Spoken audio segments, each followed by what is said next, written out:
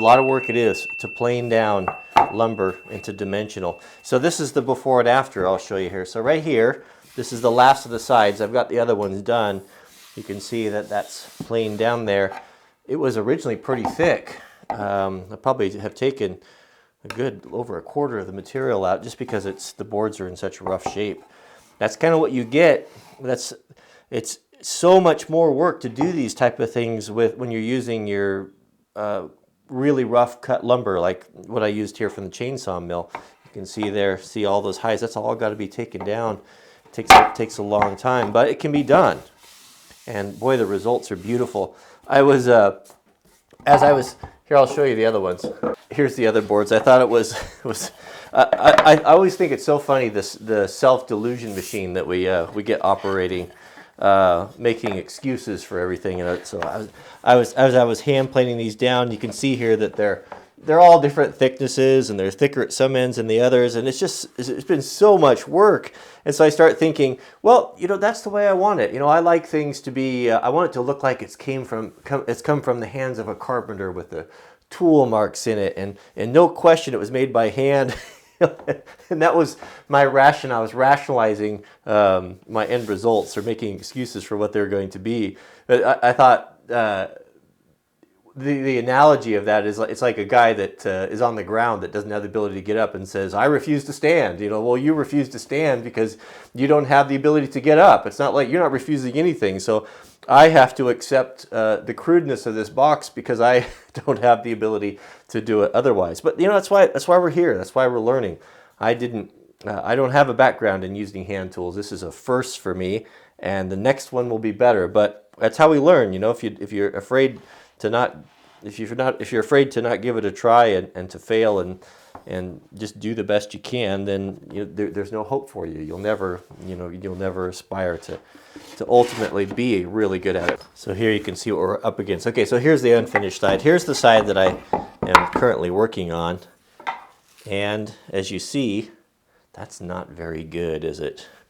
Dips in the center, high on the sides. Why, it's just I chase it around, but it's doing the best I can. So this here you can see, obviously, the boards. Look at that. There's an eighth, maybe more, maybe 3/16 there.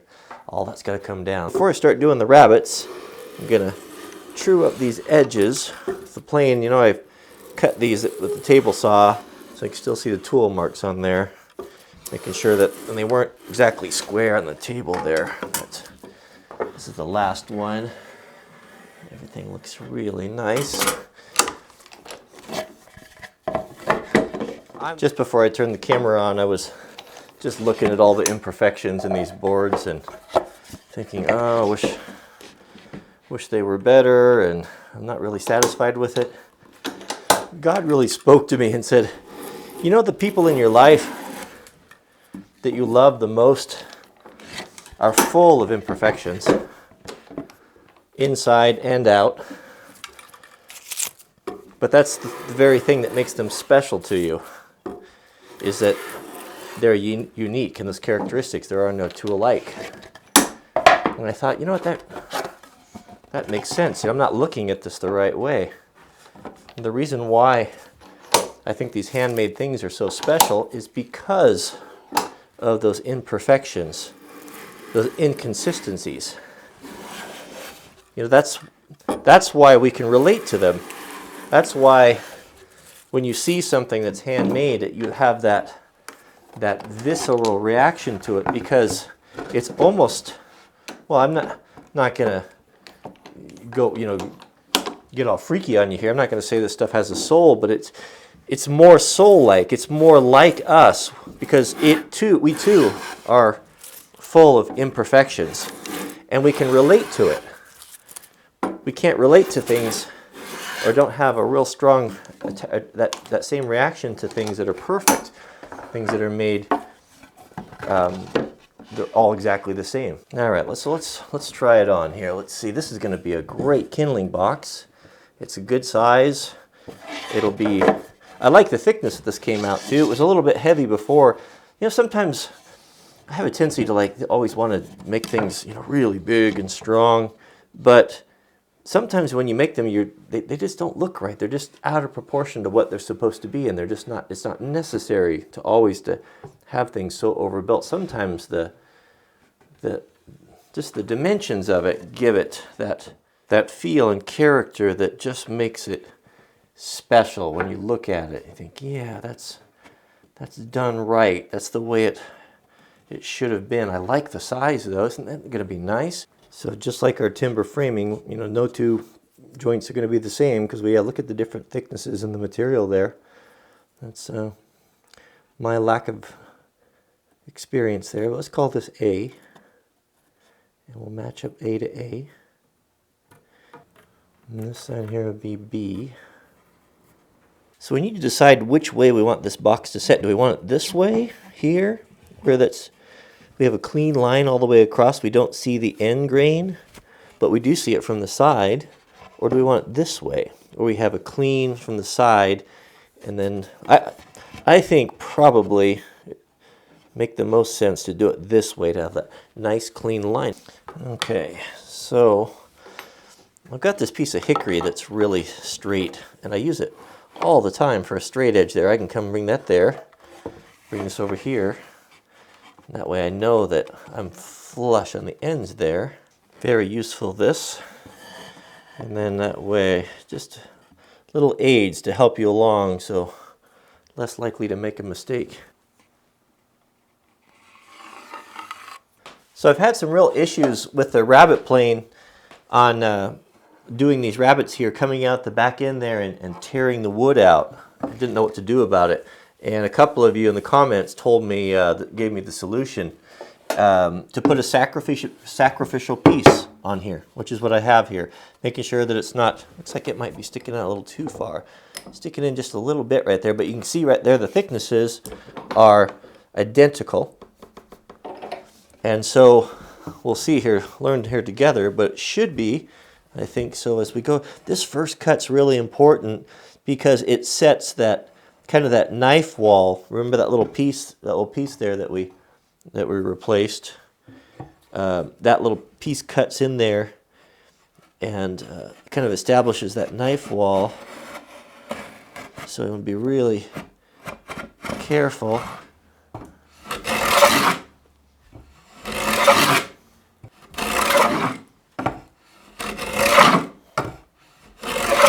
That you can see right there, we don't have any tear out. That's what I love about YouTube, is we learn from each other.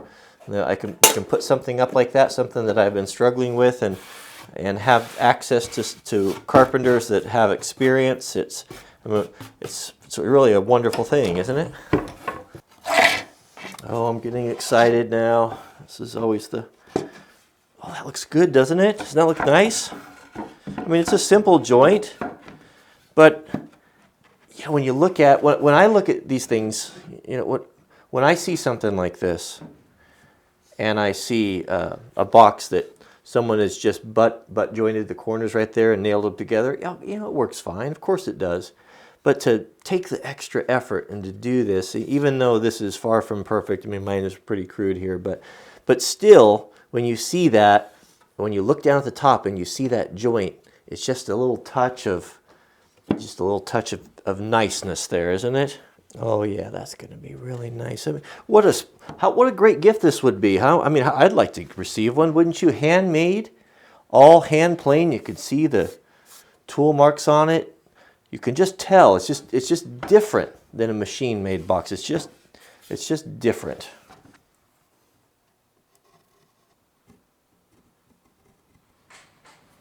Let's see how our C and D corners look. Oh, that's going to be nice, isn't it? All right, that's probably it for today. These videos move slow, I know that. Heard a few comments about that. But, to be honest with you, this is what you've seen today has taken about 6 hours. And the majority of that time is making the boards and everything done by hand. It doesn't move along very fast when you're doing everything by hand. So I don't know what to say. It's just the way it is. There's a lot of other woodworking channels out there from really experienced carpenters that move things along much quicker than I do. I just do the best I can. So if that's frustrating, then wait till the series is over, and then you can watch them all back to back. I'll link them together in a playlist. No Wranglerstar video would be complete without Manly Manners. Manly Manners. If you are watching on a desktop, click on my picture. It'll take you over there. Those of you who are watching on mobile, top right, follow the arrows, and that'll take you over to the additional content. Couple things. So, as I mentioned a day or two ago, we are going to be embarking on our little kitchen upgrade, our kitchen remodel. So, that is going to affect video uploads. So, what I'm going to do is upload Mondays, Wednesdays, and Fridays on the Wranglerstar channel, on the main channel. Those are going to come up at 8 a.m. 8 a.m. in the morning. So I need to free up some time to be able to do those things. I haven't yet decided if I'm going to share or try to video doing the kitchen. I don't know if that would be of any interest. I don't know yet. So we'll wait and see on that. So what else was there? Now's a good time to subscribe if you haven't already. If you are subscribed, I do invite you to thumbs up. It's a way you can support the channel, and I appreciate that. We have some very special things coming up. Don't you hate it when YouTubers do that? Oh, I've got something really awesome coming up, but I can't tell you what it is. Well, here I am doing it. Well, more on that soon. So, that's it. Yeah. All right. We'll see you guys on the next video.